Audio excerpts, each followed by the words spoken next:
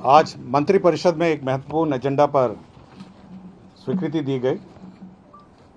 बिहार राज्य के अपने संसाधनों से जाति आधारित गणना कास्ट बेस्ड सर्वे कराने के संबंध में मैं अनुरोध करता हूं माननीय आदरणीय मुख्य सचिव महोदय से कि इस संबंध में हमारे प्रेस को ब्रीफ करें।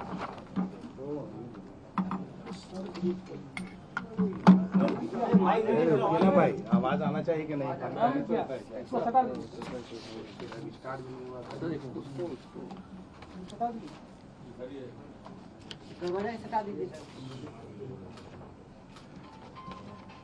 आज राज्य की मंत्रिपरिषद की बैठक में इस प्रस्ताव को मंजूरी दी गई कि राज्य सरकार अपने संसाधनों से जाति आधारित गणना कराएगी। सरकार के स्तर पर जाति आधारित गणना कराने की जिम्मेवारी सामान्य प्रशासन विभाग को दी जाएगी। जिला स्तर पर जिला पदाधिकारी यानी डिस्ट्रिक्ट मजिस्ट्रेट इसके नोडल पदाधिकारी होंगे एवं इसके संपूर्ण प्रभार में रहेंगे। सामान्य प्रशासन विभाग एवं जिला पदाधिकारी ग्राम स्तर, पंचायत स्तर एवं उच्चतर स्तरों पर विभिन्न विभागों के अधीनस्थ कार्य करने वाले कर्मियों की सेवाएं इस कार्य हेतु ले सकेंगे। जाति आधारित गणना के दौरान आर्थिक स्थिति के सर्वेक्षण का भी प्रयास किया जाएगा और इस काम के लिए जाति आधारित गणना के क्रियान्वयन के लिए 500 करोड़ रुपए का व्यय जो अनुमानित है, इसका प्रावधान बिहार आकस्मिकता निधि से किया जाएगा। गणना के इस कार्य को फरवरी 2023 तक पूर्ण करने का लक्ष्य रहेगा और जाति आधारित गणना की प्रगति से समय समय पर विधानसभा के विभिन्न दलों के नेताओं को अवगत कराया जाएगा। इतने बिंदुओं पर महत्वपूर्ण निर्णय आज मंत्रिपरिषद की बैठक में लिए गए हैं।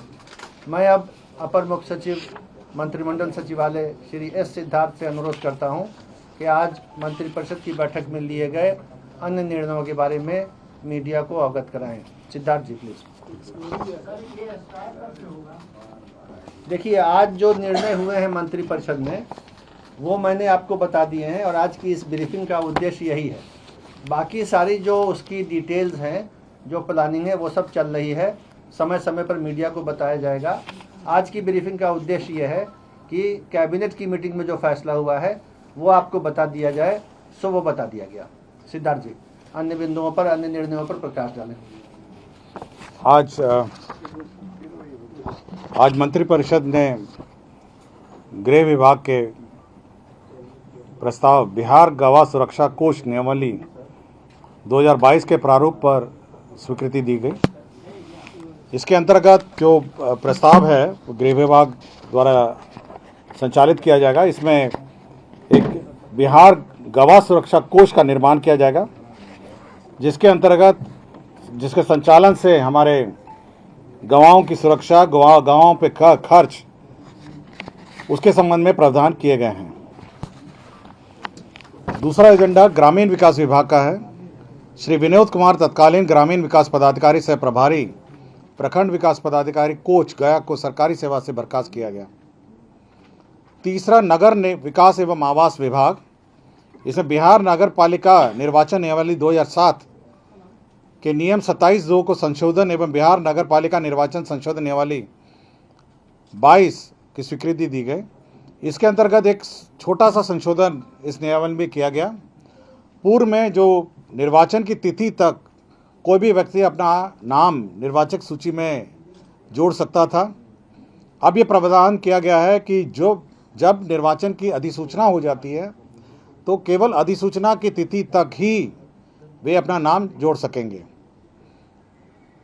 इसके साथ राजस्व एवं भूमि सुधार विभाग के अंतर्गत औरंगाबाद जिला अंतर्गत रफीगंज अंचल में करीब 1.74 एकड़ भूमि dedicated freight corridor corporation of India limited rail मंत्रालय को हस्तांतरित किया गया।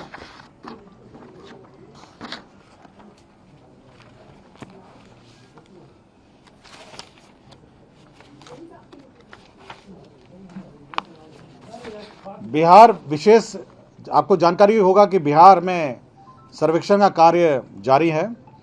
बिहार विशेष सर्वेक्षण एवं बंदोबस्त कार्यक्रम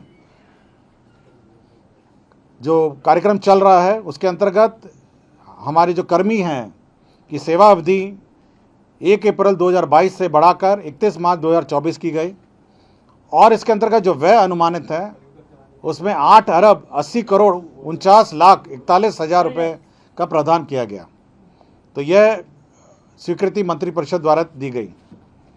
इसके अतिरिक्त एक भारत सरकार का कार्यक्रम है डिजिटल इंडिया भू अभिलेख आधुनिकीकरण कार्यक्रम DILRMP के अंतर्गत चालू योजना 4 वर्ष के लिए विस्तारित की गई।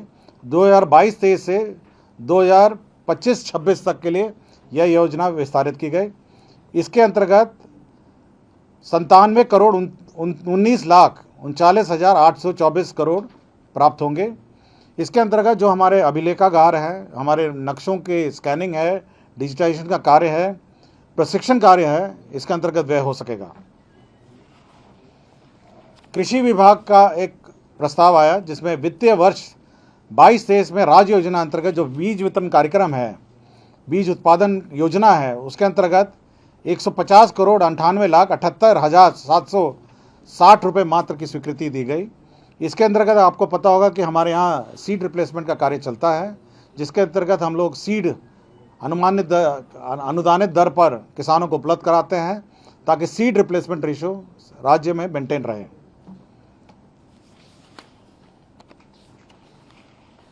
टूरिज्म से संबंधित एक प्रस्ताव मंत्रिपरिषद ने स्वीकृत किया। इसके अंतर्गत जो वे साइड एम्यूनिटीज़, जो मांग बड़े दिनों से रही है कि हमारे जो वे साइड एम्यूनिटीज़ हैं उसको सुदृढ़ करने के लिए प्रस्ताव पारित हुआ। इसके अंतर्गत 3 प्रकार के वे साइड एम्यूनिटीज़ हैं।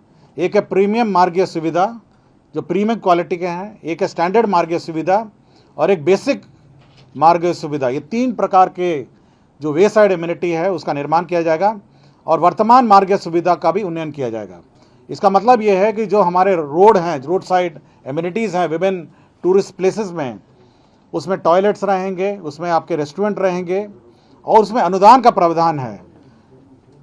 50% अनुदान 50 लाख, 35 लाख और 10 लाख और 20 लाख, इन चारों प्रकार के वे साइड एम्यूनिटीज़ में दिए जाएंगे, जिसके अंतर्गत सरकार द्वारा मानक जो नक्शा है उसके आधार पर ये वे साइड एम्यूनिटीज़ निर्मित किए जाएंगे और हम ये सब्सिडी उनको देंगे।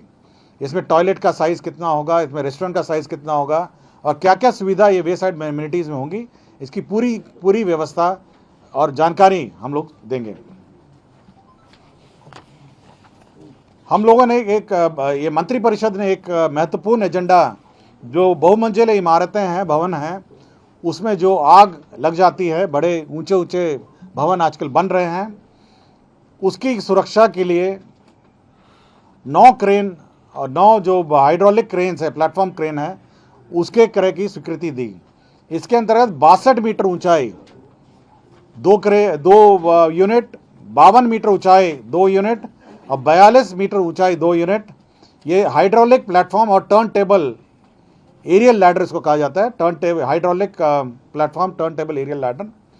और इसके अंतर्गत हम लोग को व्यय का प्रस्ताव है 44 करोड़ 40 लाख। इसके अंतर्गत मंत्रिपरिषद ने स्वीकृति दी। तो ये 6 जो प्लेटफॉर्म है ये क्रय किए जाएंगे।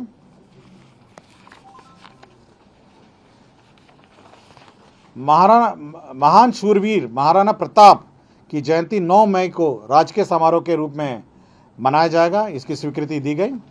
और अंत में इंदिरा गांधी हृदय रोग संस्था चिकित्सा सेवा नियमावली 2022 की स्वीकृति दी गई। इसके अंतर्गत जो हमारे वहाँ पे डॉक्टर्स हैं उनकी सेवा नियमावली कैसे नियुक्ति होगी, कैसे प्रमोशन होंगे, कितने कितने डिपार्टमेंट होंगे, और ये पूरी सेवा नियमावली की स्वीकृति दी गई।